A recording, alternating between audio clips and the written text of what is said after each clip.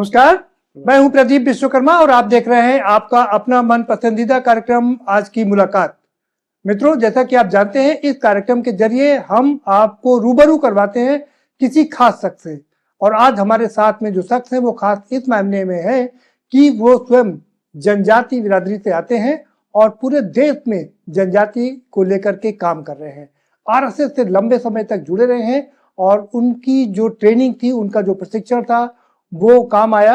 उसके बाद भारतीय जनता पार्टी में आए, 2005 में झारखंड से विधायक हुए और फिर उसके बाद उन्हें राज्यसभा का सदस्य भी बनाया गया। हमारे सामने मौजूद हैं समीर ओरांव साहब, बहुत स्वागत है सर आपका। बड़ा कठिन दौर देखा है जनजाति ने, एसटी ने, तो आप बड़े नेता के रूप में उभर के आए, झारखंड से आते हैं, बिलोंग करते हैं। आसान नहीं होगी राजनीति आपको, मुझे लगता है आपके, और आरएसएस के साथ आपका जुड़ाव कैसे हुआ? निश्चित रूप से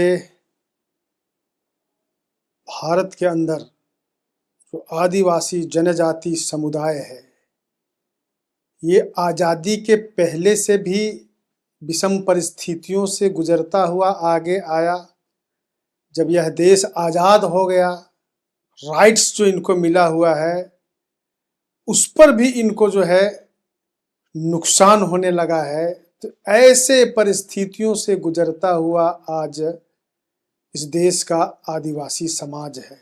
ऐसे समय में हम लोग जो है जनजातियों के बीच में काम करते करते राजनीति के क्षेत्र में अभी यहाँ तक आए हुए हैं।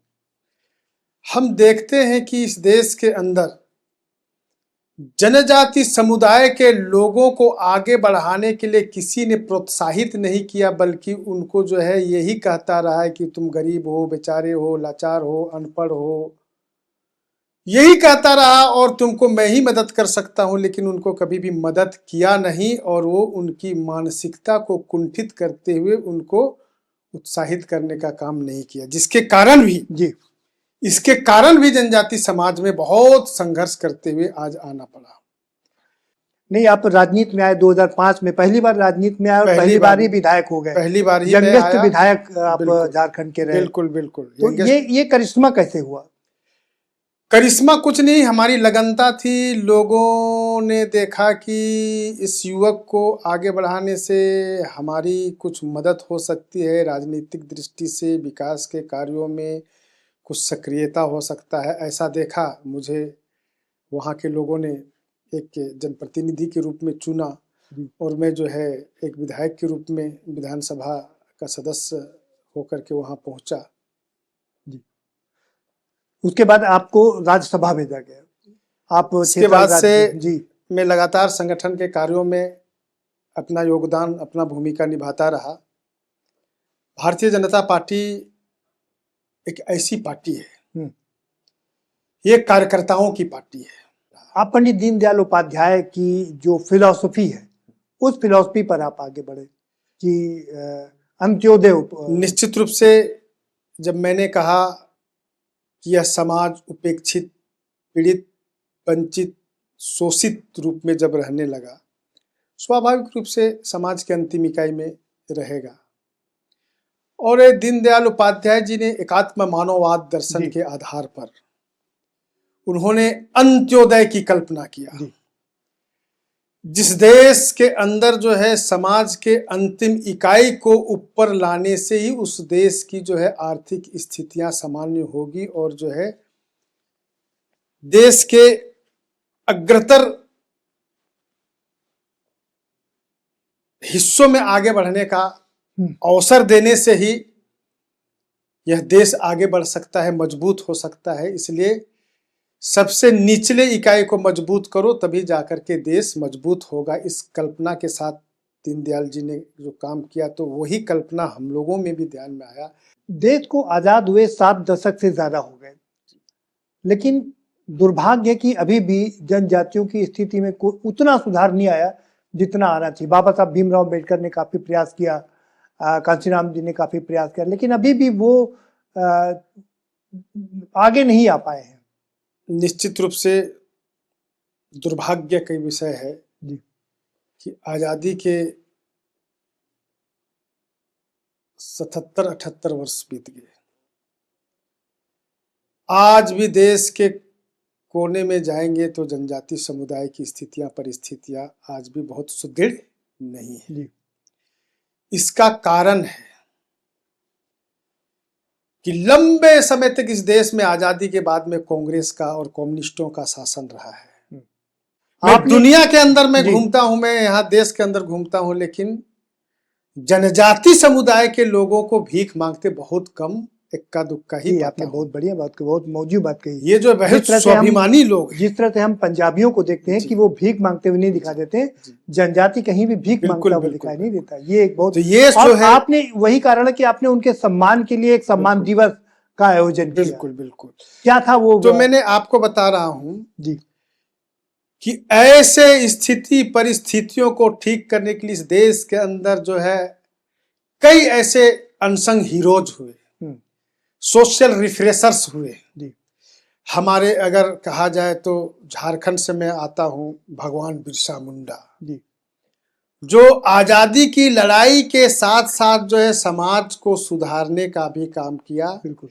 जिसके चलते आज जो है भगवान के रूप में वो पूजे जाते हैं। बिल्कुल। क्या लगता है कि देश की महामहिम राष्ट्रपति का एक कार्यक्रम वहां पर लगाया गया था, लेकिन ममता बनर्जी ने उस कार्यक्रम को वहां पर होने नहीं दिया, जनजातियों को वहां तक जाने नहीं दिया, बल्कि उनके प्रोग्राम का वेन्यू भी चेंज कर दिया। तो ये एक बड़ा कारण रहा जनजातियों को, एक संथाल जनजातियों के एकजुट होने का। देखिए, बंगाल के अंदर में संथाल समुदाय का अंतर्राष्ट्रीय सामाजिक सम्मेलन का आयोजन किया गया था बंगाल के दार्जिलिंग के अंदर जी। और वहां देश भर के लोग जो है उस सम्मेलन में जाने के लिए लोग दूर दूर से लोग आ रहे थे। सबसे पहले तो जो है वहां उन प्रतिनिधियों को रोका गया कि आप वहां नहीं जा सकते हो, गाड़ियों को कोसों दूर रोक दिया गया कि आप वहां नहीं जा सकते हो, जगह छोटा है, वहां इस प्रकार से हो सकता है, ऐसा वैसा बहाना लगा करके उन लोगों को नहीं जाने दिया।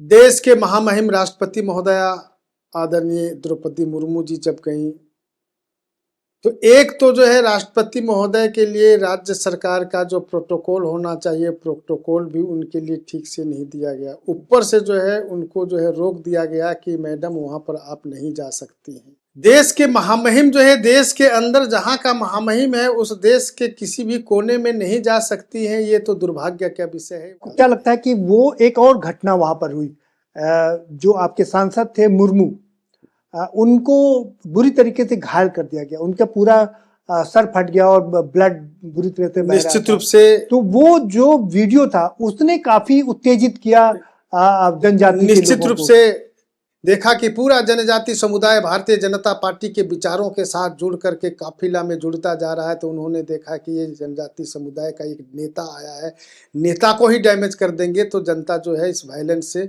डर के भाग जाएगा, जिससे कि हम इनको यहाँ दबाव दे सकते। इस प्रकार से जो तृणमूल के गुंडों के द्वारा किया गया था और उनको घायल किया गया जिस प्रकार से, तो इसको भी देख करके लोगों को लगा कि इनका जो है बदला वोट से ही लिया जा सकता है। आप 5 राज्यों का जो चुनाव हुआ उसमें आप वेस्ट बंगाल के साथ साथ में असम में भी आपने काफी, असम में भी स्टार प्रचारक के रूप में गए, और अच्छी बात यह कि वहां भी जनजातियों की जितनी सीट थी वो सारी की सारी भारतीय जनता पार्टी की झोली में आपने डाल दिया। निश्चित रूप से पहले का जो असम और आज का असम में बहुत अंतर है। पहले वहां कांग्रेसियों ने हमारे जनजाति समुदाय को तितर बितर करके रखा था, खंडित करके रखा था। इसीलिए आप वहां के इतिहास में देखेंगे तो जनजाति समुदाय एक दूसरे के साथ में कोई किसी का मेल नहीं होता था, एक दूसरे के साथ हमेशा उन लोगों का लड़ाई चलता था। लेकिन भारतीय जनता पार्टी का शासन आने के बाद में सबका साथ, सबका विकास, सबका विश्वास और सबका प्रयास का यह मंत्र हमारे देश के यशस्वी प्रधानमंत्री जी ने दिया, तब से असम के अंदर जनजाति समाज में एकजुटता होने लगा। बांग्लादेश के लोग आकर के हम लोगों को जो यहाँ पर जो है अत्याचार कर रहा है, जिस प्रकार से हमको नुकसान दे रहा है, हम एकजुट होकर के असम के साथ में, असमिया लोगों के साथ में रहेंगे, तभी हम सुरक्षित रह सकते हैं। या भाव को लेकर के उन लोगों ने जो है इस बार भारतीय जनता पार्टी को, दूसरी बात जो है आज़ादी के इतने वर्षों के बाद भी जो है वहाँ के जो है ट्राइब लोगों को ट्राइबल स्टेटस नहीं मिला है। वहाँ जो है भारतीय जनता पार्टी की सरकार में हेमंता बिस्वा शर्मा ने वहाँ विधानसभा से पारित करके यहाँ भेजा है केंद्र सरकार को, प्रक्रियाएं आगे बढ़ रही है। तो यह भाव जो है आज़ादी के बाद में किसी ने कभी नहीं किया था, ये भारतीय जनता पार्टी ने ये पहल करके आगे बढ़ाया और एसटी मोर्चा के कार्यकर्ताओं ने इसको जो है आगे बढ़ाने का, समाज के बीच जाकर के करने का काम कर रहा था। आगे बढ़ते हैं। झारखंड की आपने बात की। झारखंड जब से बना, स्टेट बना, तब से लगातार वहाँ पर भारतीय जनता पार्टी की सरकार थी, लेकिन पिछली 2 बार से हेमंत सोरेन वहाँ पर विजयी हो रहे हैं। क्या कारण से, कहाँ कमी रह गई? निश्चित रूप से अगर ऐसी कहा जाए तो परिवर्तनशील संसार में परिवर्तित होते रहता है, लेकिन भारतीय जनता पार्टी केंद्र की सरकार के साथ मिलकर के वहाँ विकास के कार्यों को बहुत ही बखूबी तरीकों से जमीन पर उतारने का काम किया था। अब वहाँ ईसाई मिशनरियों का जो है पूरा प्रभाव है। उन लोगों ने जो है पत्थलगड़ी का एक आंदोलन शुरू किया था, आप सबों को जानकारी हो। 244 का वो रेफरेंस लेता है, यानी ग्राम सभा की बात करता है जी। और उसमें पत्थलगड़ी में जो है, पत्थल में जो है ग्राम सभा की बातों को उद्धृत करता है। और तज्जुब की बात यह है कि वो कहता है कि मैं संविधान की बात को नहीं मानता हूं, और 244 की संविधान की बातों को पत्थलगड़ी में लिखता है कि ये ग्राम प्रधान, ग्राम सभा सर्वोसर्व है, इसके अलावा दूसरा कुछ नहीं है। तो ये गांव के लोगों को वो भ्रमक करने का काम करता था और ऐसा भ्रम जाल फैला दिया कि जनजाति समुदाय में जो एक प्रकार से जो है भ्रमित होकर के, विचलित होकर के एक बार सोचा कि ये भारतीय जनता पार्टी से हट करके ये जनजाति की बात करने वाला जेएमएम के साथ जुड़ करके आगे बढ़ना चाहिए। लेकिन अब इन लोगों को पता चल रहा है कि हम भारतीय जनता पार्टी को छोड़े हैं तो हमारा गांव का विकास नहीं हो रहा है। चलिए आगे बढ़े। भारतीय जनता पार्टी के शासन पर हमारा गांव में बिजली पहुंचा, रोड पहुंचा, पानी पहुंचा, लेकिन वो पानी भी का भी नल भी टूट जा रहा है और बिजली का तार और ट्रांसफार्मर भी अब नहीं बदल रहा है, और रोड भी टूट जा रहा है, पुल भी टूट जा रहा है, लेकिन देखने वाला कोई नहीं। हमसे भूल हुई, इस प्रकार से जो है लोगों में अब विचार आ रहा है। थोड़ा आगे बढ़ते हैं, वहां से निकल, ईस्ट से निकल करके वेस्ट की तरफ चलते हैं। आपको जहां जहां मौका दिया गया, आपने वहां पर भारतीय जनता पार्टी का काम करके दिखाया। आपको महाराष्ट्र भेजा गया, महाराष्ट्र में भी आपने जीत दिलाई, बहुमत की सरकार बनवाई वहां पर। निश्चित रूप से महाराष्ट्र हो, गुजरात हो, आपका राजस्थान हो जी, ऐसे क्षेत्रों में एसटी मोर्चा के कार्यकर्ताओं ने पूरी लगनता के साथ काम किया और जो है पूरी मेहनत करते हुए भारतीय जनता पार्टी को जिताने का काम किया। भाई साहब, मैं आपको बताना चाहता हूं, इस देश के अंदर, आजाद भारत में, चाहे केंद्र की सरकार हो चाहे किसी भी स्टेट की सरकार हो, केंद्र में भी उस दिनों में कांग्रेस के साथ आदिवासी सीट ज्यादा आता था तो केंद्र में कांग्रेस सरकार बनाती थी। 47 लोकसभा सीट है, उसमें से इस बार भी जो है 32 लोकसभा सीट जीत करके बीजेपी ने आया है, जिसके चलते बीजेपी की सरकार बनी है। बिल्कुल, ये बड़ी बात है। ये जो है आपका असम में देखिए कि वहां भी जो है बीजेपी एसटी सीट ज्यादा जीत करके आया और सरकार बनाया। आप बंगाल में 16 के 16 जीत गए तो फिर वहां भी सरकार हमारी बनी। बिल्कुल। गुजरात में 27 में जो है 24-23 आप जीत गए तो वहां भी हमारी सरकार बनी।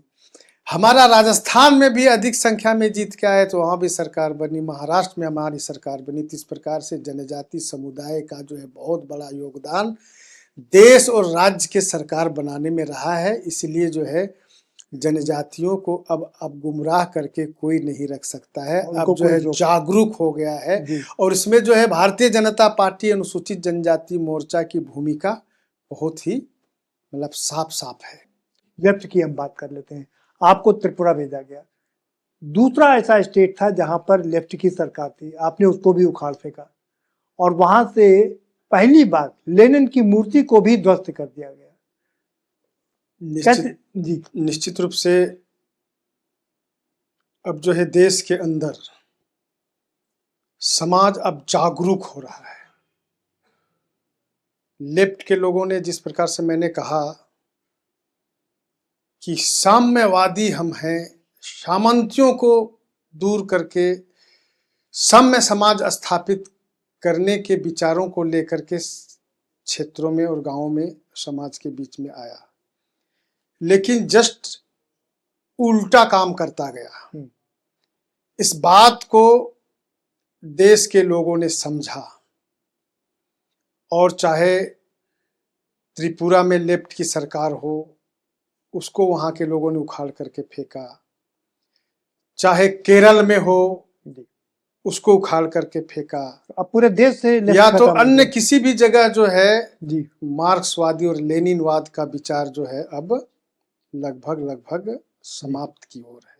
आपने कहा, बिल्कुल ठीक फरमाया, आपने बिल्कुल ठीक कहा, और ये बात 100% सच है कि जिस पार्टी को अनुसूचित जनजाति वोट देता है उस पार्टी की सरकार बन जाती है, और ये बात कांग्रेस भली भांति जानती है। तो यही कारण है कि वो एसटी पर पूरा फोकस कर रहे हैं, ज्यादातर एसटी के लोगों को जोड़ रहे हैं। जिस तरह से 2024 में संविधान को आगे रख करके कि संविधान बदल देंगे, जो आपकी पार्टी को 240 तक रोक दिया, क्या लगता है कि ये एक बहुत बड़ा झटका था? निश्चित रूप से अगर आपको स्पष्ट रूप से अगर मैं बताना चाहूंगा, ये कांग्रेस के लोगों ने जनजाति कार्ड खेल करके जनजाति का उत्थान कभी भी नहीं किया है जी। उन लोगों ने हमेशा से छलने का काम किया है, हमेशा से गुमराह करने का काम किया है। जी। 2027 में यूपी के चुनाव की बात करें, 2029 में हम आम चुनाव की बात करें, आपकी पार्टी की क्या रणनीति होगी? देखिए, हमारी पार्टी की कोई भी अलग से रणनीति नहीं होती है। जी, चलिए आगे बढ़ते हैं, आगे भविष्य की राजनीति की बात कर लेते हैं। हम सबसे पहले बहुजन समाज पार्टी की बात कर लेते हैं। बहुजन समाज पार्टी कभी अनुसूचित जाति, अनुसूचित जनजाति की एक बड़ी नेत्री हुआ करती थी मायावती। आज उनकी जो हालत है उसको कैसे देखते हैं आप? ये इसकी शुरुआत आप जिस राज्य की बात कर रहे हैं, उत्तर प्रदेश की, उत्तर प्रदेश से ही शुरू हुआ था जी, और वहां भी इसी बातों को लेकर के बड़े बड़े देश भर के सबसे बड़ा राजनीतिक केंद्र जो है उत्तर प्रदेश ही हुआ करता है। लेकिन उत्तर प्रदेश में भी वो चाहे काशी राम हो, चाहे मायावती हो, चाहे मुलायम सिंह हो, चाहे उनके जो है पुत्र हैं अखिलेश यादव हो, ऐसे लोगों ने भी पूरा कास्टिज्म पॉलिटिक्स करने का काम किया और सत्ता में भी रहा। लेकिन आज के दिन में वो काम आने वाला नहीं है। वहां पर अभी भी बहन जी को, मायावती जी को 13% वोट मिलता है। वो कहते हैं अनुसूचित जाति, अनुसूचित जनजाति का वोट अभी भी उनके पास में है। निश्चित रूप से जिस सब जाति समुदाय का नेता होता है, उनके पास कुछ लोग स्वाभाविक रूप से जुड़े रहते हैं और कोशिश करते हैं कि इनको हम आगे बढ़ाएं। लेकिन केवल उतने ही से काम चलने वाला नहीं है, इसमें तो पूरे राज्य के राय की बात होती है। आपने आग्रह किया, जो एक खबर थी उस पर आपकी मुहर लगवा सकते हैं क्या हम? उनको ऑफर दिया गया था कि आप अपनी पार्टी को भाजपा में मर्ज कर दीजिए और हम आपको उपराष्ट्रपति बना देंगे। खबरें थी इस तरह की। अब खबरें रही होगी, लेकिन मैं तो अपने विचारों को बोलता हूं, किसी खबर पर मैं बात नहीं करता। चलिए आगे बढ़ते हैं। अखिलेश यादव अम्बेडकर वाइट हो गए हैं, अम्बेडकराइट हो गए हैं। वो पहले समाजवादी थे, लेकिन अब उन्होंने अम्बेडकर को भी अपना लिया है और सारे जो अनुसूचित जाति, अनुसूचित जनजाति के जो लोग बसपा से निकले उनको जोड़ने की कोशिश कर रहे हैं। कैसे देखते हैं आप उनको? देखिए, बनावटी चीजें जी, बहुत टिकाऊ नहीं होती। ये अंबेडकर जी भारत के संविधान को वो लिखने का काम किया। उस समय से जो है भारत के नागरिक ने जो है अंबेडकर को मानते हैं। ऐसे समय में इतने दिनों तक अखिलेश यादव मुख्यमंत्री तक रह गया था, तो ये अंबेडकरवादी नहीं थे क्या? संविधान को नहीं मानते थे क्या? ये बड़ा और सवाल आता है। आज जो है वो जी। अम्बेडकरवादी बनना चाह रहे हैं। अब समाज अब मूर्ख नहीं रह गया है। कांग्रेस की बात कर लेते हैं। उत्तर प्रदेश में कांग्रेस लगातार अपने पैर मजबूत करने की कोशिश कर रही है, अपनी खोई हुई राजनीतिक जमीन वापस पाने की कोशिश कर रही है। 2024 के लोकसभा चुनाव में आंशिक सफलता मिली उनको, एक से बढ़कर 6 लोकसभा सीट हो गई उनकी, और 2027 के चुनाव में वो पूरा अपना दमखम लगा रहे हैं, प्रियंका को वहां का भार सौंपने जा रहे हैं। निश्चित रूप से आज़ादी के बाद से लगातार कांग्रेस के लोगों ने सत्ता पर स्थापित रहा है और उसका कथनी और करनी को लोगों ने देखता हुआ आ रहा है। आज नए पीढ़ी के लोग सुनता हुआ आ रहा है और इनके आज के गतिविधियों को भी देखता हुआ आ रहा है। इसलिए कांग्रेस यूपी के अंदर आज के दिन में अपने को आगे बढ़ाने की स्थिति में नहीं है। लेकिन राहुल गांधी तो माफी मांग रहे हैं। राहुल गांधी कह रहे हैं कि हमसे भूल हुई, हमने गलती किया, हम सॉरी बोलते हैं कि हमने दलितों को ज्यादा आगे नहीं बढ़ाया, अनुसूचित जाति के लोगों को आगे नहीं बढ़ाया, और अब हम सत्ता में आएंगे तो हम जरूर करेंगे। ये लगातार आज़ादी के पहले से भी आज़ादी के बाद से भी लोग जो है प्रलोभन दे करके जो है सुनता हुआ देखता हुआ आया है। इसलिए अब की गारंटी को कैसे मानेगा जी। इसलिए जो है अब राहुल की गारंटी का बात ही नहीं है। अच्छा, क्या आपने अब जो है अभी जी। तक में जो है मोदी जी की गारंटी के आधार पर ही यह देश आगे चल रहा है। इसलिए राहुल की गारंटी का कोई मतलब नहीं रह गया है। आपके साथी मीन्स एनडीए के साथी ही, जैसे मैं बिहार के चिराग पासवान की बात करूं, चिराग पासवान भी वहां से चुनाव लड़ने जा रहे हैं, आदिवासियों को लुभा रहे हैं वहां पर। वो कह रहे हैं जब आपका नेता है तो बाहरी को क्यों लाना। देखिए, चिराग पासवान की पार्टी एनडीए के साथ है, राष्ट्रीय गठबंधन, राष्ट्रीय जनतांत्रिक गठबंधन के साथ वो है। इसलिए वो राष्ट्रीय पार्टी के रूप में रजिस्टर्ड है, तो वो आग्रह कर रहा है कि यूपी में भी हमको कुछ सीट मिल जाए।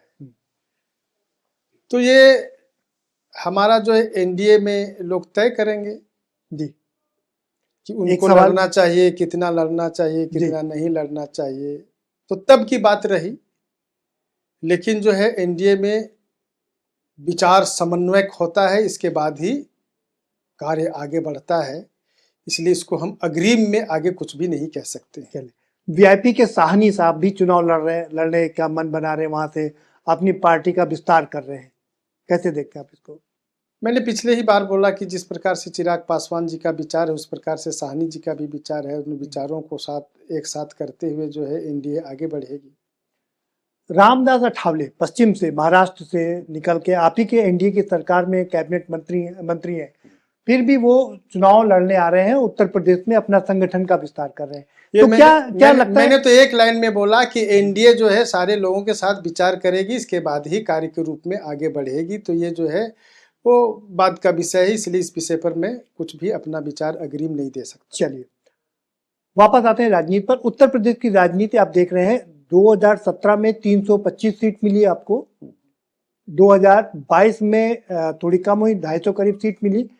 अब 2027 का चुनाव है, कैसे देखते हैं आप इस चुनाव को? 2027 का चुनाव में इन दोनों चुनावों से ज़्यादा मिलने की संभावना है, इसलिए कि प्रारंभ में लोगों ने देखा कि भारतीय जनता पार्टी आज के दौर पर किस प्रकार से समाज को एक साथ आगे बढ़ाने का काम कर रही है। दोबारा है भी उन लोगों को जिताने का काम किया। जब ये आगे बढ़ रहे थे तो विपक्ष के लोगों ने देखा कि इस बार भी इन लोगों ने बहुमत के साथ आगे बढ़ेगा, इसलिए एड़ी चोटी एक करके वो हराने का काम किया। तो थोड़ा सा जरूर कम रहा संख्या, लेकिन इस बार जो है जनता स्वयं जो है चारों तरफ से देख रहा है कि इसके अलावा दूसरा कोई ऑप्शन नहीं है। सभी दृष्टि से जो है भारतीय जनता पार्टी की शासन अच्छा चल रही है, इसलिए इस बार जो है और बहुमत के साथ जिताएंगे, इस प्रकार से भाव पूरी उत्तर प्रदेश की जनता की ओर दिखाई दे रहा है। चलिए समय समाप्त हो रहा है, चलते चलते आखिरी के 2 सवाल और ले लेते हैं। एक सवाल ये कि आप विधायक बन गए, यंगेस्ट विधायक हो गए, सांसद बन गए, राज्यसभा, देश की उच्चतम संसद में आपने अपना प्रदर्शन कर दिया। अब आगे क्या आपकी राजनीति? देखिए, मैं छात्र जीवन से ही सामाजिक कार्यों से जुड़ा रहा। सामाजिक कार्य से जुड़ते जुड़ते जो है राजनीतिक क्षेत्रों में लोगों ने मुझे लाया और आज के दिन में मैं विधानसभा और राज्यसभा के सदस्य भी होने का सौभाग्य प्राप्त किया और भारतीय जनता पार्टी के संगठनात्मक कार्यक्रमों में कई दायित्वों को निभाते हुए आज एसटी मोर्चा का राष्ट्रीय अध्यक्ष का दायित्व के रूप में मैं यहाँ पर काम कर रहा हूँ और मैं एक कार्यकर्ता हूँ, भारतीय जनता पार्टी का सिपाही हूँ। भारतीय जनता पार्टी का सिपाही होने के नाते जिस प्रकार से भी दायित्व मिलेगा उसको पूर्ण मनोयोग के साथ में काम करने की जो है कल्पना के साथ इसको एक तरह से कहें एक संकल्पित होकर के काम करते जाएंगे। भविष्य की चिंता पार्टी करेगी, मुझे करने की जरूरत नहीं है। चलिए, आखिरी सवाल है, आप चलते चलते हमारे चैनल आज की खबर के माध्यम से अपने अनुसूचित जनजाति के लोगों को क्या संदेश देना चाहते हैं? निश्चित रूप से देश भर के अनुसूचित जनजाति समुदाय के लोगों से मैं अपील करना चाहता हूँ, आह्वान करना चाहता हूँ, बहुत हो चुका जुल्म हम पर, सहा अब ना जाएगा, तरह तरह के प्रलोभन दे करके ठगा अब ना जाएगा। इस पंक्ति को याद रखें और आज जिस प्रकार से जो है दुनिया डिजिटल युग में चल रहा है, सारे बातों को स्वयं से देख के समझ के अनुभूति करते हुए अपना प्रगति, अपने बच्चों का भविष्य कैसे आगे बढ़ सकता है, कैसे सुरक्षित रह सकता है और हम आत्मनिर्भर होकर के किसी के सामने अब पहले जो है हाथ पसारते थे वैसे पसारने की जरूरत नहीं। चाहे राजनीति का क्षेत्र हो, चाहे आर्थिक क्षेत्र हो, चाहे किसी भी क्षेत्र में किसी भी जगह हमें हाथ पसारने की जरूरत ना हो। इस भाव के साथ आप पूरे देश भर में आगे बढ़ो, यही मेरा जनजाति समुदाय से निवेदन है। बहुत शुक्रिया हमसे बात करने के लिए, धन्यवाद। तो ये है ओराव साहब जो हमें बता रहे हैं कि शानदार बात यह कि जनजाति को आपने कभी भी भीख मांगते हुए नहीं देखा होगा। वो कभी भीख मांगता नहीं बल्कि अपना हक और अधिकार ले करके लेना जानता है। बिरसा मुंडा, भगवान बिरसा मुंडा उसके एक उदाहरण है और इस तरह के तमाम ऐसे अनसांग और भी तमाम उदाहरण इतिहास पे भरे पड़े हैं जिन्होंने अपना अधिकार छीन करके लिया है, कभी मांगा नहीं है। और उनका मानना है कि जो अनुसूचित जनजाति है उसने वो अभी तक बहुत ठगा गया है, लेकिन अब नहीं ठगा जाएगा, वो बार बार नहीं ठगा जाएगा। वो भारतीय जनता पार्टी के साथ लगातार 2014 से है और आइंदा भी रहेगा। अब ये बात कितनी सच होगी ये देखना काफी दिलचस्प होगा। फिलहाल हमें दीजिए इजाजत, हमारी टीम के साथ में हम फिर हाजिर होंगे आपके समक्ष एक ऐसे ही शख्स के साथ।